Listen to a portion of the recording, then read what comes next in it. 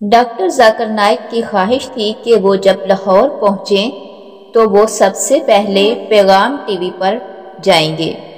Doctor صاحب جب کراچی میں تھے تو ان کی وضاحتی ویڈیو جو تھی اس کو پیغام ٹی وی والوں نے پہلے ہی نشر کر دیا تھا۔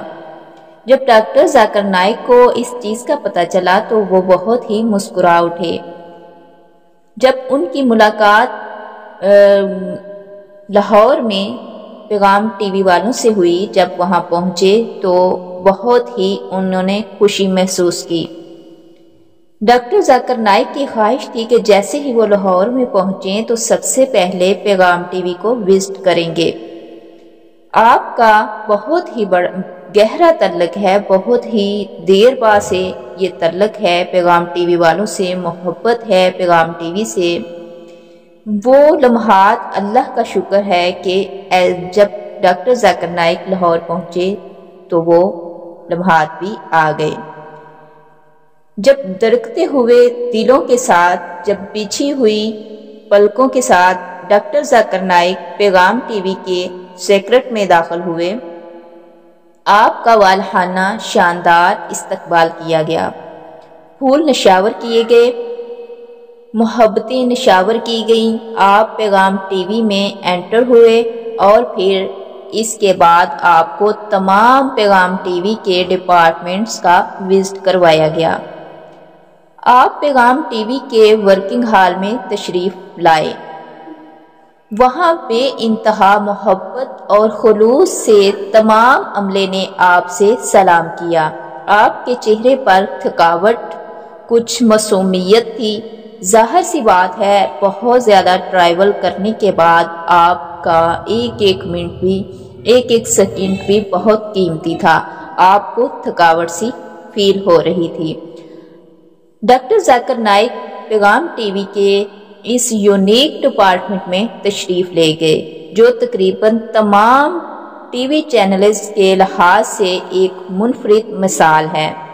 ریسرچ ڈپارٹمنٹ پیغام ٹی وی کا ایک ترائے امتیاز ہے کہ جہاں پہ پی ایچ ڈی اسکالرز جو یہاں کی یونیورسٹیوں سے یا باہر کی اسلامک یونیورسٹیز کے تعلیم یافتہ ہیں، ڈاکٹر صاحب کی ان سے ملاقات کروائی گئی۔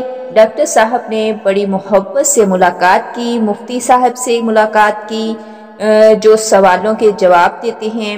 اس کے بعد ڈاکٹر صاحب تشریف لے آئے پیغام ٹی وی کے ڈیجیٹل میڈیا میں، جہاں پر یوسف سراج الدین نے ڈاکٹر صاحب کا استقبال کیا۔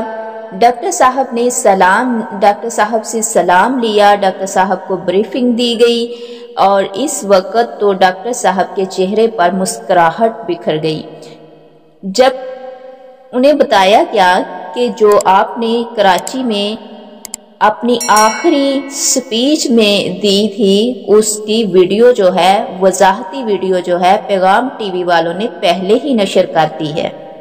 ڈاکٹر صاحب کی میٹنگ کا اہتمام کیا گیا۔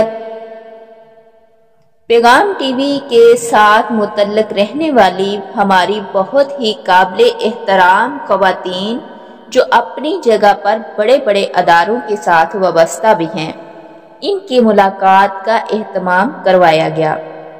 تو محترمہ فریحہ میڈم صاحبہ نے، جنہوں نے پی ایچ ڈی کیا ہوا ہے سائیکالوجی میں اور جو الہدا انٹرنیشنل کو لاہور کی سطح پر ہیڈ کرتی ہیں، انہوں نے ڈاکٹر صاحب سے بات کی کہ آپ ہمارے لیے دعا کیجئے اور ایک مسلم داعیہ یعنی ایک مسلم پرچیر خواتین جو ہے اس کے لیے نصیحت فرمائیے۔ ڈاکٹر صاحب نے بہت شاندار نصیحت فرمائی کہ ایک مسلمان خواتین کو کتاب و سنت کی بیسک سے مدد لینی چاہیے اور اسے خاص طور پر اپنے بچوں پر بھی بڑی محنت سے، بڑی محبت سے، لگن سے ان کی پرورش کرنی چاہیے، ان کی تربیت کرنی چاہیے۔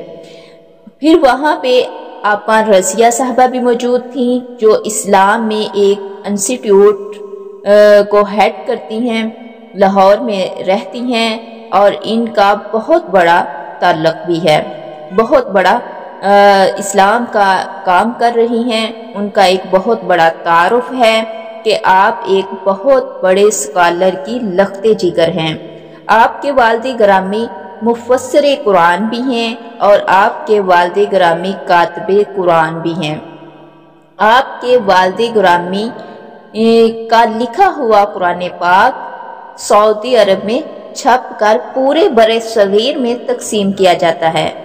آپ نے ڈاکٹر ذاکر نائک سے پوچھا کہ لبرلز جو لوگ ہیں وہ ہمیں غربت سے ڈراتے ہیں، وہ ہمیں ٹیکنالوجی کی طرف لگاتے ہیں، وہ ہمیں IMF کے قرضوں کی طرف متوجہ کرتے ہیں، جبکہ ہم دیکھتے ہیں کہ رسول مکرم صلی اللہ علیہ وسلم کے دور پر اگر تب دیکھیں تو تب بھی صحابہ کرام میں غربت تو تھی، لیکن اس کے باوجود وہ اسلام کو سکھایا جاتا، دین اسلام کی طرف راغب کیا جاتا اور دین اسلام کو پھیلایا جاتا، اس کے ایک ایک مسئلے پر عمل کیا جاتا تھا۔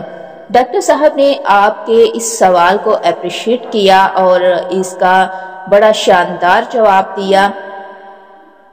امیر مرکز یا شعبہ خواتین کی جو ہیڈ تھیں محترمہ طوبہ رحمان صاحبہ، انہوں نے بڑا شاندار سوال کیا جو بہت سی خواتین کے لیے گائیڈ لائن کی حیثیت رکھتا ہے۔